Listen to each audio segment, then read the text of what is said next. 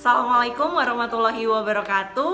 Halo sobat akuntansi, ketemu lagi sama Bu Adelia di sini.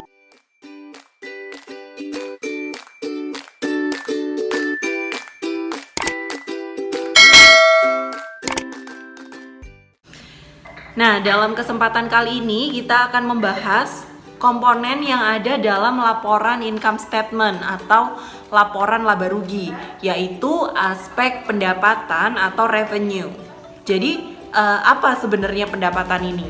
Yang seperti kita ketahui bahwa dalam income statement, pendapatan ini merupakan salah satu komponen untuk menghitung apakah perusahaan ini mengalami laba atau menderita kerugian pada satu periode tertentu.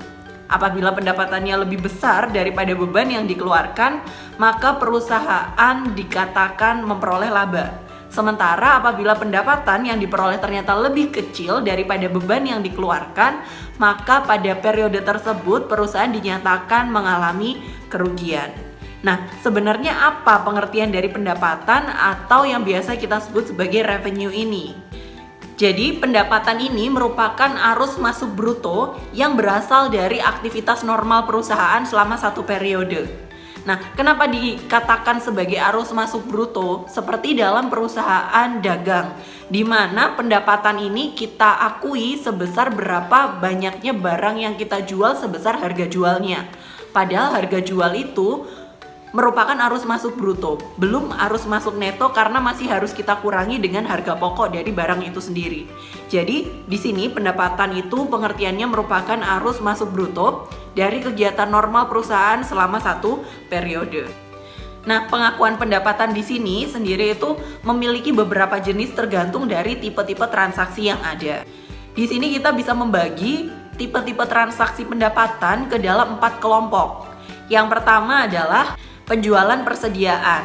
Nah, penjualan persediaan ini kapan kita akui sebagai pendapatan adalah ketika barang tersebut dijual.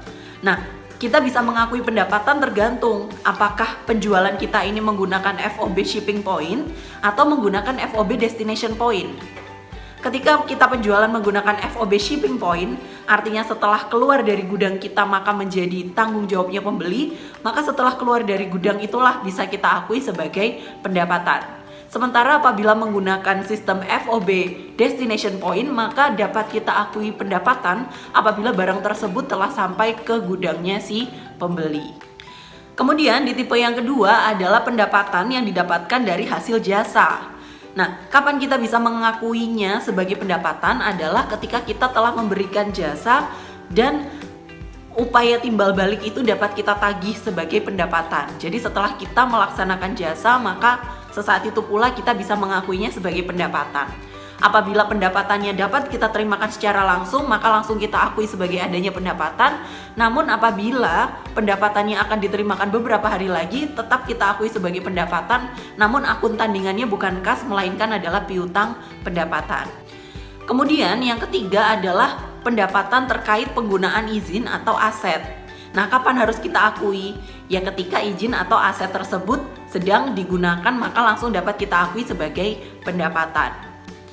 Sementara ada juga pendapatan yang muncul karena adanya pertukaran aset atau penjualan aset. Maka ketika terjadi pertukaran atau penjualan, seketika juga dapat kita akui sebagai adanya pendapatan. Nah, jadi pendapatan di sini kita mengakuinya itu kapan? Tergantung dari tipe jenis transaksi untuk memperoleh pendapatan tersebut. Apakah transaksinya adalah penjualan barang? Apakah transaksinya adalah penjualan jasa? Apakah transaksinya adalah penjualan barang yang tidak berwujud seperti hak sewa, hak guna, maupun adanya pertukaran maupun penjualan aset. Jadi masing-masing tipe transaksi mereka memiliki karakteristiknya masing-masing, sehingga di sini akan menyebabkan adanya perbedaan kapan waktu pendapatan harus diakui. Oke, sekian penjelasan pendapatan dari Bu Adel. Kalau ada teman-teman masih ada yang ingin ditanyakan terkait pendapatan atau revenue, bisa langsung share di kolom komentar, nanti kita bisa diskusi bareng-bareng. Terima kasih. Assalamualaikum warahmatullahi wabarakatuh. Sampai ketemu di video selanjutnya.